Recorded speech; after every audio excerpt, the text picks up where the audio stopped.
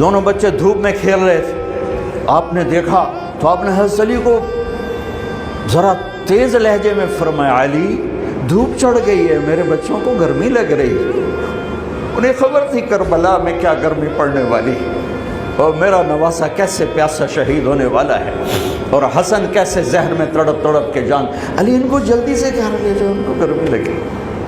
دونوں کو رونے کی آواز آئی تو جلدی سے آ گئے، کہا فاطمہ تجھے پتہ نہیں ہے ان کا رونا مجھے دکھی کر دیتے۔ اور میرے نبی نے فرمایا من احبہما فقد احبنی، جس نے حسن و حسین سے پیار کیا اس نے مجھ سے پیار کیا، جس نے مجھ سے پیار کیا اس نے اللہ سے پیار کیا، اور جس نے اللہ سے پیار کیا، جس نے حسن حسین سے بغض رکھا اس نے مجھ سے بغض رکھا، اس نے اللہ سے بغض رکھا۔ یہ وہ شہزادے تھے جن کے کھیلنے میں جبریل بھی شریک ہوتا تھا۔